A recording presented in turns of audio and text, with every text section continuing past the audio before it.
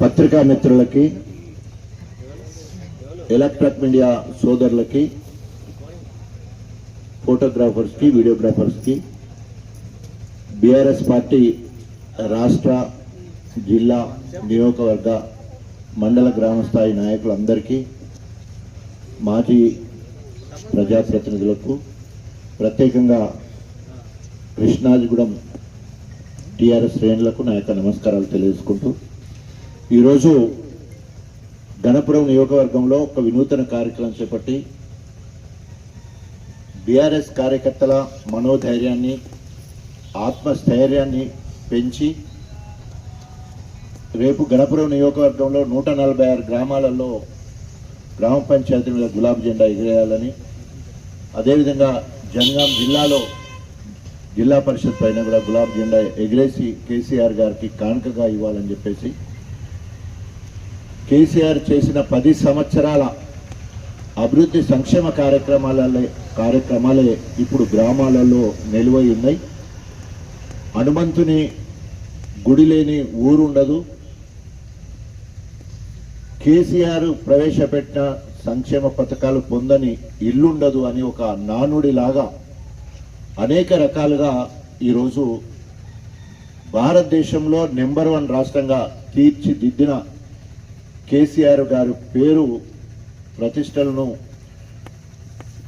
ప్రజలకు వివరించి రాబోయే సంస్థాగత ఎన్నికల్లో మరి బీఆర్ఎస్ జెండగిరే కార్యక్రమంలో ఊరూరు తిరగడం జరుగుతోంది. ఈరోజు చిల్పూర్ మండలంలో 6 గ్రామాలు పెట్టుకొని తిరగడం జరుగుతోంది.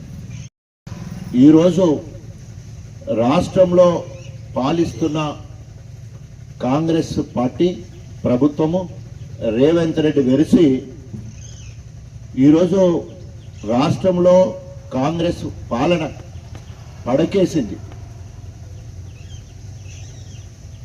గాడి తప్పింది. ఊళ్ళల్లో సామెతలు ఉంటాయి, తినేది ఒకరిది అని. ఇంకా నేను అది డాష్ పెట్టి వదిలేస్తున్నా. ఎందుకంటే ఈరోజు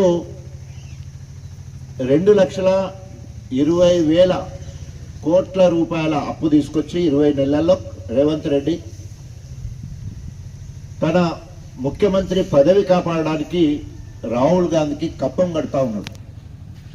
ఇక్కడ కరువు కాటకాలు, వానకాలంలో వర్షాలు పడక ఒక పక్కనేమో చెల్లు నిండక ఒక ప్రక్క ఉంటే, గోదావరి, కృష్ణా పరియార ప్రాంతాలలో వరదలు ముంచెత్తుతున్నప్పుడు తెలంగాణ రాష్ట్రానికి సంబంధించిన హెలికాప్టరు ఎక్కడ చిక్కిపోయిన వాళ్ళను తీసుకురావడానికి, ఎక్కడైనా చనిపోయిన వాళ్ళను అక్కడి నుంచి వెళ్ళి వాళ్ళ ఇంటికి చేర్చడానికి ప్రమాదం జరిగిన దగ్గర వాడవలసిన హెలికాప్టరు ఈరోజు బీహార్ ఎన్నికలలో రాహుల్ గాంధీకి కానుకగా ఇచ్చి కరిగే రాహుల్ గాంధీ మరి బీహార్లో ఆ హెలికాప్టర్లో తిరుగుతున్నారు. అదేవిధంగా తెలంగాణలో జరిగే సంక్షేమ పథకాలు పేరుకేమో ఇక్కడ ఏమి జరగకుండా కూడా అవన్నీ అమలైనట్టు,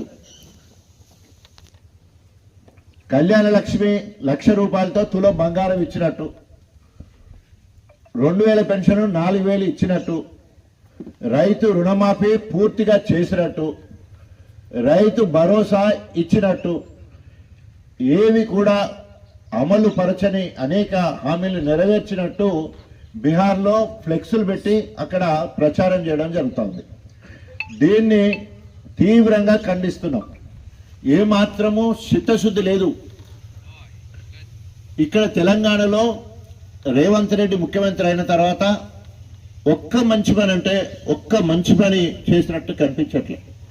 ఇలా రైతులందరూ కూడా వర్షకాలము వానలు పడుతుంటే రైతాంగం అంతా కూడా యూరియా బస్తాల కోసం ఎదురు చూస్తూ ఉన్నారు. 10 ఏళ్లలో ఎప్పుడు మార్చ్ ఏప్రిల్లోనే స్టాక్ మొత్తం కూడా అడ్వాన్స్గా 10 లక్షల టన్నుల యూరియా సిద్ధంగా ఉండేది. ఎప్పటికీ ఎవరికి ఏ రైతుకి ఎన్ని బస్తాలు కావాలంటే దొరికేది. ఈరోజు ఇప్పటి వరకు మనకు రావాల్సిన యూరియా మనకు అందలే. డిమాండ్ దాదాపు 9,82,000 టన్నుల కావాలంటే ఇప్పటి వరకు 5,32,000 టన్నులు మాత్రమే సరఫరా చేసేళ్ళు. సీజన్ కంటే ముందే రావడం వల్ల అది వ్యవసాయేతర పనులకు బ్లాక్ చేసుకోవడానికి మరి రకరకాలుగా అది ఒడగొట్టేసింది. సో కేసీఆర్ గారు ఉన్నప్పుడు ఆగ్రో రైతు సేవా సెంటర్స్ పెట్టేసి ప్రత్యేకంగా ప్రతి మండలానికి అదనంగా ఒకటి ఇచ్చి గొప్పగా ఎరువులను విత్తనాలను నకిలీ విత్తనాలు కాకుండా నాణ్యమైన విత్తనాలను ఎరువులను ఇచ్చిన పరిస్థితి ఉన్నాయి. ఏమైపోయింది ఆఖరికి ఈరోజు యూరియా కోసము మళ్ళా చెప్పులు లైన్లో పెట్టే పరిస్థితి, యూరియా కోసము సెల్ ఫోన్లు లైన్లలో పెట్టే పరిస్థితి, తెల్లారకట్ల 4 గంటలకు వచ్చి లైన్లో నిలబడే పరిస్థితి, సాయంత్రం వరకు ఇప్పుడు ఉపాసం ఉండడం అన్నా లేకపోతే సర్ది తెచ్చుకొని తినే పరిస్థితి తెప్పించుకొని. మరి అంతగానం చేస్తే ఎంత అంటే ఎకరాకు 1 బస్తా రావడం కోసం పట్టేదారు పాస్ పుస్తకం ఆధార్ కార్డు తీసుకొస్తే లైన్లో నిలబడితే ఆ రకంగా 1 బస్తా.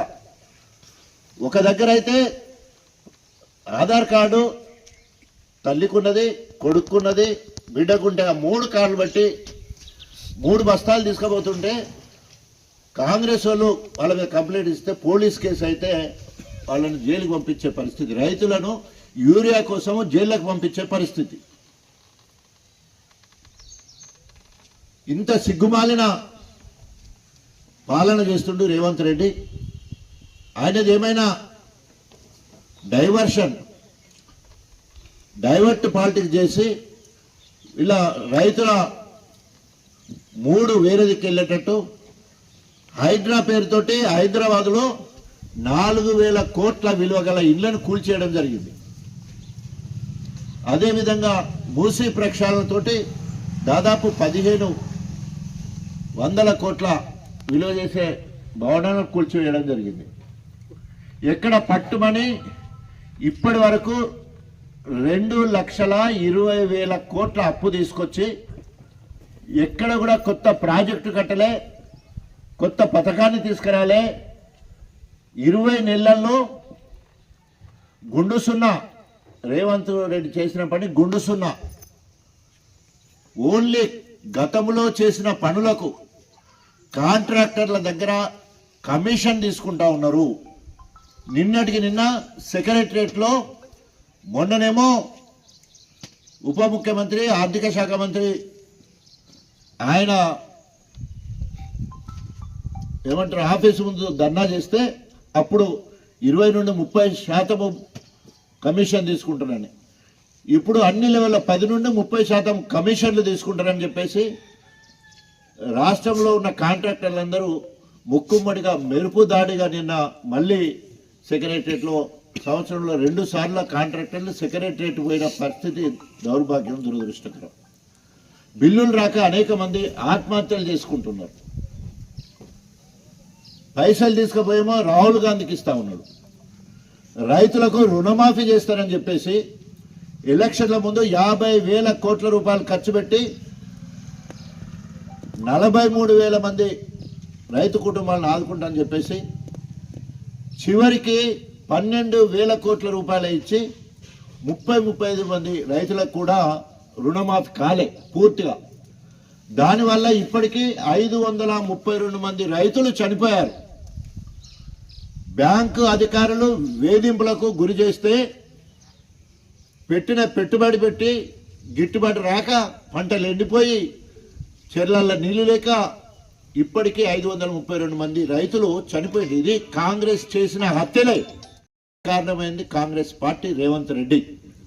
అదేవిధంగా పిల్లలు చదువుకొని ఈ దేశానికి ఉత్తమ పౌరులుగా మేధావులుగా దేశానికి కాకుండా ప్రపంచానికి అందియాలనే ఉద్దేశంతో 1021 రెసిడెన్షియల్ పాఠశాలలో విద్యార్థులు ఎస్సీ, ఎస్టీ, బీసీ, మైనారిటీ, వెనుకబడ్డ ఓసీలు అందరికీ కూడా 1,20,000 ఒక్కొక్క విద్యార్థికి ఇచ్చి ఖర్చు పెట్టి గొప్పగా చదివిపిస్తున్నది. భారతదేశంలో నెంబర్ 1గా రెసిడెన్షియల్ పాఠశాలలు నడిపిస్తూ ఉంటే ఈరోజు విష జ్వరాలతోటి మానసిక ఒత్తిళ్లతోటి ఆత్మహత్యలు చేసుకుంటూ పాము కాటుకు తేల పురుగుబూసి కరిసి విష జ్వరాలతోటి ఇప్పటికీ 108 మంది విద్యార్థులు చనిపోయారు. ఇది కాంగ్రెస్ ప్రభుత్వం పాపం కట్టుకుంటా ఉన్నది. పిల్లల ప్రాణాలతో ఆడుకుంటా ఉన్నది, ఉసురు పోసుకుంటా ఉన్నది. ఎక్కడ కూడా సరి అయిన శుభ్రత లేకపోవడం వల్ల అనేక రకాలుగా విష జ్వరాలతోటి మరి విద్యార్థులు రోజు ఒక హాస్టల్లో మరి విష జ్వరాలతో హాస్పిటల్ పాలవుతా ఉన్నారు. సీమ కుట్టినట్టనే లేదు. 532 రైతులు చనిపోతే సీమ కుట్టినట్టు లేదు. దాదాపు 106 మంది దాకా విద్యార్థులు చనిపోతే ఏ విద్యార్థి కుటుంబాన్ని పరామర్శించలే, ఏ రైతు కుటుంబాన్ని స్థానిక ఎమ్మెల్యేలు కానీ మంత్రులు కానీ సీఎం కానీ ఎక్కడ కూడా పరామర్శించింది లేదు. మానవత్వం లేని ప్రభుత్వం, రాక్షస పాలన చేస్తున్న ప్రభుత్వం కాంగ్రెస్ ప్రభుత్వం. ఈరోజు దొంగే దొంగ దొంగ అన్నట్టు అప్పులు చేసింది 18 నెలల్లో 2,20,000 అప్పులు రేవంత్ రెడ్డి చేస్తే 10 ఏళ్లలో కేసీఆర్ గారు చేసిన అప్పు నిండు పార్లమెంట్లో చెప్పిన దాని ప్రకారము 2,80,000 కోట్లు. 2,80,000 కోట్లు ఖర్చు చేసి 4,15,000 కోట్ల ఆస్తులను సమకూర్చిండు రేవంత్ రెడ్డి. అప్పు తీసుకొస్తే దానికి డబుల్గా ఆస్తులను సమకూర్చిండు తెలంగాణ సమాజం కోసం. రేవంత్ రెడ్డి ఆస్తులు కాదు కదా, ఆయన పదవి కోసము ఆ డబ్బులు మొత్తం కూడా రాహుల్ గాంధీకి పంచే కార్యక్రమం ఆయన చేసిండు. ఇవాళ మనకు కాళేశ్వరం కట్టించిండు, మనకు పాలమూరు రంగారెడ్డి ప్రాజెక్టును కట్టించిండు, సీతారామ ప్రాజెక్టును కట్టించిండు, దేవాదిలా కట్టించిండు, సమ్మక్క సారాలమ్మ బ్యారేజీ కట్టించిండు. తర్వాత హైదరాబాద్లో 10 లక్షల సీసీ కెమెరాలు ఉండే పోలీస్ కంట్రోల్ రూమ్ కట్టించిండు, సచివాలయాన్ని కట్టించిండు, అంబేద్కర్ మెమోరియల్ సచివాలయం, తర్వాత అంబేద్కర్ గారి విగ్రహం 125 ఫీట్ల విగ్రహాన్ని కట్టించిండు, అమరవీరుల స్తూపాన్ని నిర్మించిండు. అదేవిధంగా ఈరోజు ఎక్కడ రజనీకాంత్ కూడా వచ్చి విదేశాలలో ఉన్నట్టుంది హైదరాబాద్ హైటెక్ భవనాలు వెలిసినాయి. దాదాపు హైటెక్లో ఐటీ జాబ్లు దాదాపు 17 లక్షల ప్రైవేట్ రంగ సంస్థలలో 15 లక్షల ఉద్యోగాలు, ప్రభుత్వం ద్వారా 1,60,000 ఉద్యోగాలు ఇచ్చిన చరిత్ర మరి కేసీఆర్ గారిది. అంతేకాకుండా 32 జిల్లాలైతే జిల్లా కార్యాలయం ఇంటిగ్రేటెడ్ కలెక్టరేట్లు, అదేవిధంగా 32 మెడికల్ కళాశాలలు, దానికి భవనాలు, వరంగల్లో హెల్త్ సిటీ దాదాపు 23 అంతస్తుల పెద్ద భవనము, అనేక ప్రభుత్వ ఆస్తులను పెంచిన చరిత్ర కేసీఆర్ గారిది. మిషన్ కాకతీయ, మిషన్ భగీరథ, అదేవిధంగా పల్లె ప్రగతి పేరుతోటి నెలకు 260 కోట్ల రూపాయల గ్రామాలకు పంపిస్తే గ్రామాలు సర్వతోముఖాభివృద్ధి అయినాయి. భారతదేశంలో ఎక్కువ అవార్డులు వచ్చిన రాష్ట్రము తెలంగాణ రాష్ట్రం. సగం అవార్డులు తెలంగాణకు వచ్చినాయి. నెల్లుట్లకు స్వచ్ఛమైన తాగునీరు సమృద్ధిగా ఇచ్చినందుకు గణపురం నియోజకవర్గానికి జాతీయ స్థాయిలో అవార్డు రావడం జరిగింది. జనగాం జిల్లా